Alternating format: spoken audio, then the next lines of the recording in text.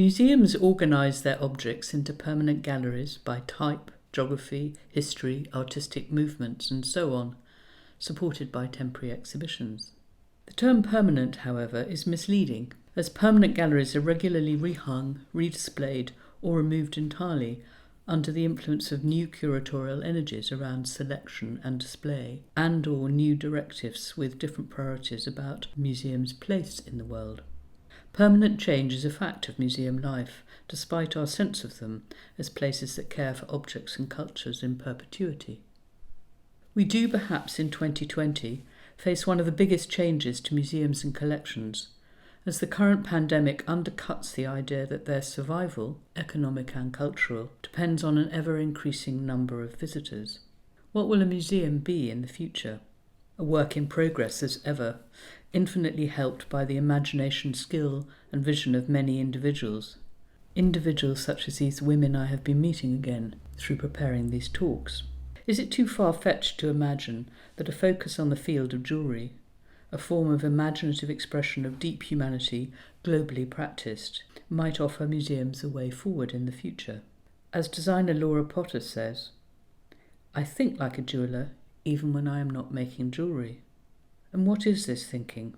It takes many forms, of course, but perhaps these are a few. Attention to detail, craftsmanship leavened by imagination, innovation, delight in intimate expression of the human, shared communication through what we make, wear and give, and a curiosity about others. These are qualities that certainly might help us forge a new museum culture. In the early 1990s, a new jewellery gallery was improvised at National Museums of Scotland in Edinburgh. A young curator, Dr. Elizabeth Goring, a specialist in Mediterranean archaeology, but with a long-standing interest in the social, cultural and political significance of jewellery of all periods, which included extensive research into early gold work, was the catalyst.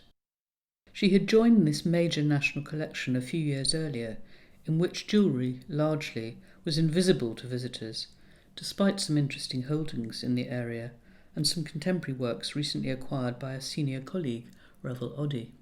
Some textile jewellery cases were being dismantled from another part of the museum and were about to be skipped. Goring persuaded her colleagues to let her repurpose them, and a new gallery was born. For some 16 years, this became the only 20th century jewellery gallery in the UK, and Goring demonstrated that necessary curatorial skill mix of negotiation, research, networking and imagination to acquire and display works that helped to create a significant hub for jewellery studies and practice in Edinburgh. The gallery was dismantled following her retirement in 2008, but many works she acquired are now threaded through other design galleries in the museum. Goring's legacy is further suggested by a recent Art Fund New Collecting Award, given to support the research into modernist jewellery undertaken by the current contemporary design curator, Sarah Rothwell. One of Goring's distinguishing characteristics as a jewellery curator was her firm emphasis on the primary attribute of jewellery, namely that it is designed to be worn on the human body, and in our culture it is worn principally by women. She often talked about decisions not to buy major works, as this was condemning them in museum culture to a half-life of not being worn. She used photography within the gallery to animate the works, and catalysed a regular programme of events, handling sessions, workshops and exhibitions that supported this. She herself remains an active ambassador for jewellery wearing. This 1990 press photograph, taken at the museum to mark the major gift of a popular material culture collection from a Miss Crowford, show her bedecked with mass-market butterfly pins that nevertheless appear as beautiful as a set of Lalique jewels. Undoubtedly it is a contentious statement to suggest that women are likely to be the most effective curators, scholars and collectors of jewellery, since as women we wear jewellery more and culturally are more versed in the ways it can express a sense of personal identity. But contentious or not, I stand by it nonetheless. And the blend of scholarship and personal intimate interest in the subject, which seems to be present in good jewellery curatorship, is well articulated in this warm-toned statement from Goring about the acquisition of a Jacqueline Mina ring for the collection. In 1991 in Camden Passage, I fell, professionally, in love with a beautiful ring made from a glorious pink shell of the Trochidea family, 18-karat gold and diamonds. I was at that time retrospectively collecting organic style work of the late 1960s and 1970s, or the 20th century collection. The rings were signed by Jacqueline Mina and dated 1973. A similar blended tone is heard in this reflection by a contemporary Glasgow academic and jewellery connoisseur, here talking about a brooch by Jacqueline Ryan. This beautiful brooch aroused my interest at first sight, not least because of the clever use of the intense ultramarine enamel inside its gold trumpets. They are attached by fine wires with beaded ends through the intersections of a flat gold grid which forms the back of the brooch, with just enough flexibility to ensure that they move with the wearer and show off the wonderful colour to the viewer. Despite its complexity and delicacy, it is easy to wear. It has a neat and secure handmade fastening with a pin fine enough not to damage the cloth it sits on. A jacket lapel makes an excellent background and focuses attention on it, nestling in the hollow below the shoulder. This collector has, perhaps, unusually high levels of technical understanding, fostered by a childhood watching her mother, a surgeon by profession, making jewellery as a form of relaxation. She goes on to remember, "My mother's jewellery and silversmithing were self-taught from a gradually expanding library of technical manuals. Fabrication took place with traditional tools on the scrubbed pine kitchen table. As an educated practitioner, she was very open to explanation and discussion of her designs, techniques, and ground rules with me." Another jewellery enthusiast and private collector, also based in Scotland, reflects on how her interest in jewellery is framed by how it appears in her professional life as a forensic scientist. "I like brooches. They give great opportunity for the maker's imagination.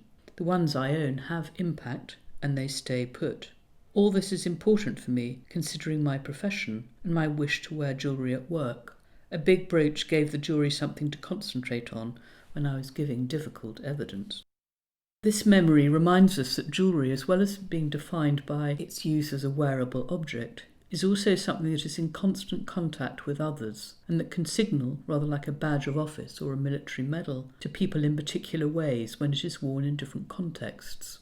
Former US Secretary of State Madeleine Albright demonstrates a confident understanding of jewellery's powerful ability to capture the viewer's imagination.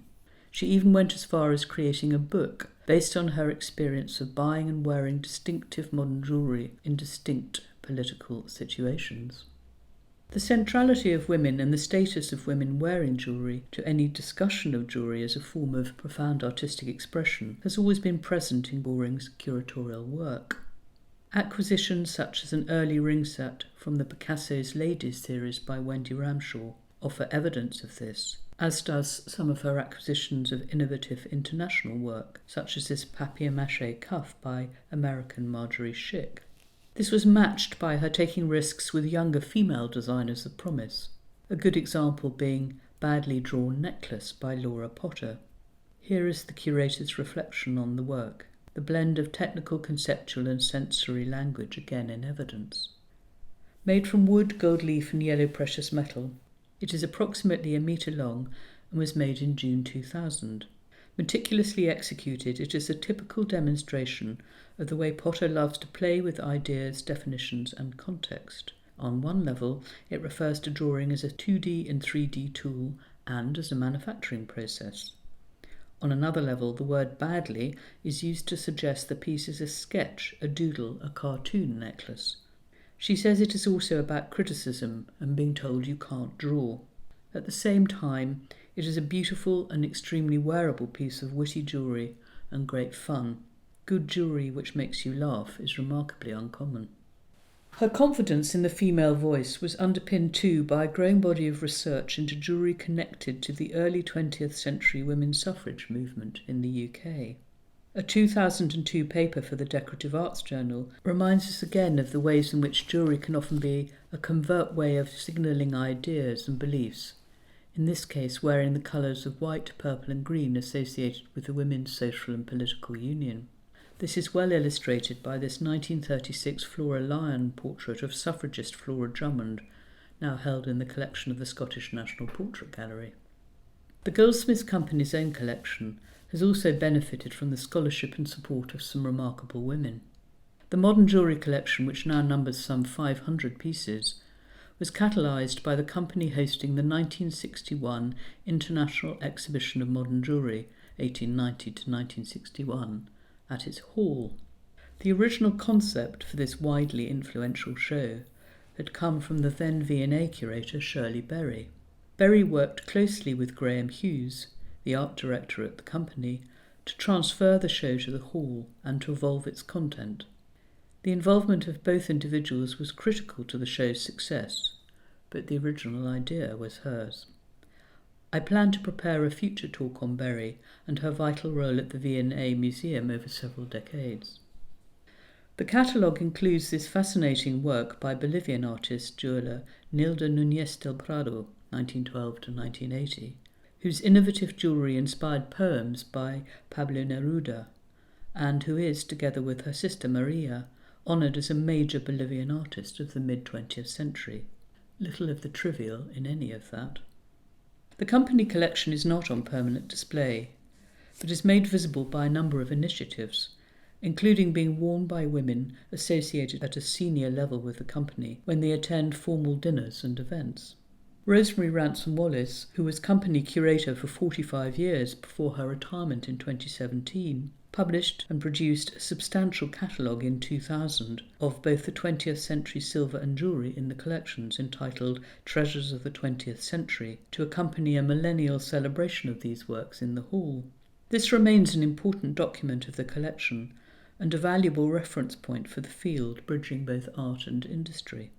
Dr. Dora Thornton, who became the company curator in 2018, was previously the curator of Renaissance Europe and curator of the Waddesdon bequest at the British Museum. Rather like Dr. Goring, she brings scholarship and museum skills from a different discipline to review and champion contemporary and modern jewellery. Importantly, she continues a still active policy of acquisitions and commissions. Here she discusses a recent acquisition. The Amaru brooch was made by Emmeline Hastings in 2019. It was commissioned through the company's Contemporary Craft Committee after seeing some of Hastings' work at the 2018 Goldsmiths Fair. The name Amaru, drawn from Inca mythology, refers to an underwater serpent which can move between worlds, a creature that is perfectly evoked through the shining scales embedded into the acrylic base of the brooch. The scales are made from platinum, oxidized argentium, silver, and 2 shades of gold, so as to graduate the colour over the surface of the brooch. They almost seem to stir as light moves over them, illustrating, in Emmeline's words, how natural pattern, texture, and a sense of aliveness have always been intrinsic to my jewellery. Thornton's words and her accompanying virtual exhibition on this site, exploring brooches in the company collection, reveal again the importance of considering jewellery as an object worn, not just displayed inertly in a museum cabinet. They stir as light moves them.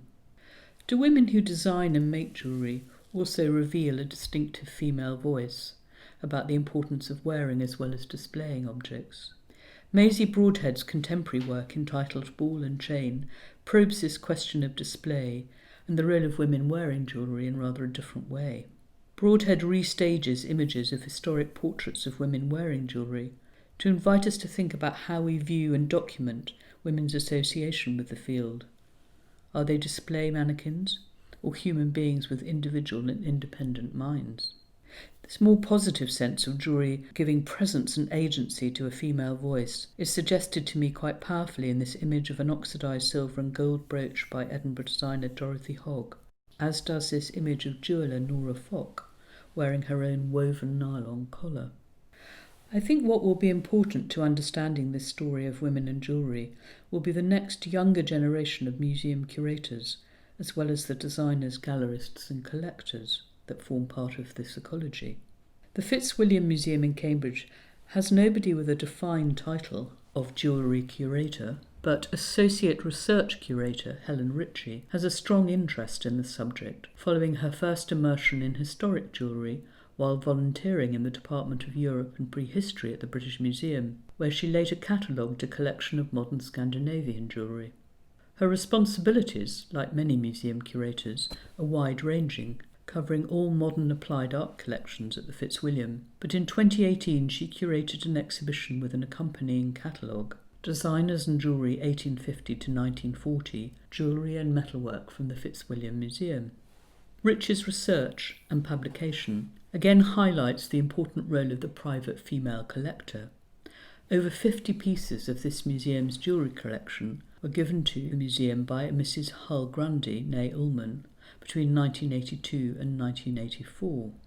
Mrs. Hull Grundy, 1926 to 1984, is a very central figure to jewellery museum collections in the UK, giving, for example, over 600 works to the British Museum. A wealthy German Jewish émigré who came to England in 1933, she took to her bed at the age of 21, disabled by a respiratory condition, but lived on for nearly another 40 years, collecting voraciously from her enormous bespoke bed. For her gifts to museums, she preferred virgin museums, those that did not already have substantial collections of jewellery, and often tried to suit the gift to the museum, for example, sending the best Scottish pieces to Glasgow, jet to Harrogate, seaside jewellery to Weston-super-Mare, and the best and largest gift to the BM, which she presented in 1978. But as former Keeper of Applied Arts at the Fitzwilliam, Dr. Julia Poole recalls, receiving these gifts could be something of a trial. Enormously generous on the one hand, she was equally unpredictable on the other. While museum curators welcomed her gifts, they also dreaded her telephone calls. Indeed, if enthusiasm was seen to lack, or a thank you note was too slow, she would invariably attack. No number of telegrams she considered too much, threatening with legal proceedings if not mutilation. One work that came with the Hull Grundy gift was from the workshop of John Brogden of South Kensington, but designed by somebody Ritchie describes as the first important female artist jeweller of the 19th century, Charlotte Newman, 1836 to 1920. This small brooch illustrated imitates granulation by having tiny cuts made in the surface of the wirework. Although the work is not signed by Newman, it dates from her time at Brogden's workshop and is, in Ritchie's view, attributable to her. After Brogden's death in 1884, Charlotte Newman set up her own business as Mrs. Newman Goldsmith and Court Jeweller at 10 Savile Row, retaining many of the craftsmen who'd worked for Brogden. As Ritchie comments, their respect for Newman clearly overcame any scruples they may have had about being employed and managed by a woman. An additional and contemporary set of jewellery gifts to the Fitzwilliam Museum have come via the contemporary patrons Nicholas and Judith Goodison. This collection of modern craft is dominated by studio ceramics, a field in which the Fitzwilliam is only second to the V&A in its extensive holdings, but it also includes examples of non-precious jewellery, precious jewellery in the Goodisons' view being already well represented in other collections elsewhere. In 2013, the Goodisons commissioned a parure by Emmeline Hastings, earrings, brooch, ring and necklace, following a viewing of her work as a young designer at Goldsmiths Fair. This is Ritchie's thoughtful interpretation of the works. Here she is thinking about how contemporary work can, through its inclusion in a museum, be displayed to capture the viewer's imagination. Complete historic parures are rare, and due to their scarcity, most commonly found in museum collections. Formal, expensive and matching, they are rarely created by contemporary jewellers. This unique commission cleverly combines contemporary and innovative design with a form suited to exhibition, each piece displayed alongside the other. Out of the corner of their eye, a visitor might imagine they have come upon crystalline forms of the kind found in cabinets of geological specimens, before their eye is caught by the reflective metallic elements, drawing them back to experience a different perspective. Other works included in the Goodison gift are a dyed and anodized aluminium necklace by Jane Adam, and a sequence of woven nylon pieces by Hong Kong-born, Brighton-based Nora Fock. One can imagine that Mrs. Hull Grundy might have approved of some of these gifts, as she was interested in pieces made from unusual materials, such as cut steel, coral, jet and paste. She once quipped, "I prefer my paste to other people's diamonds." The company collection itself, although firmly focused on extraordinary work in the precious metals of gold, silver and platinum, does not, and I quote, focus on the branded names of Cartier, Tiffany, etc., but on contemporary studio art jewellery and precious metals. As a result, such jewels retain their value for their craftsmanship and creativity, and not for their precious metal content or set stones. Jewellery collections in both private and public hands can focus attention in a different way on the immense imaginative and expressive potential of this form of art. These 4 short talks have hinted at the significant ways in which the story of jewellery is intertwined with the lives and knowledge of women: sensory, scholarly, independent-minded and inventive. A whole network of female society is presented through a study of jewellery, a network that is sometimes hidden from view but nonetheless potent and informed. There are many other women who I will bring into view in future talks and would encourage others to explore this perspective on the subject. The adjectives decorative, trivial and feminine may once have been elided to reinforce the idea that jewellery is a minor art. Women in Jewellery has, I hope, suggested the potential of a very different and powerful view of this form of human expression.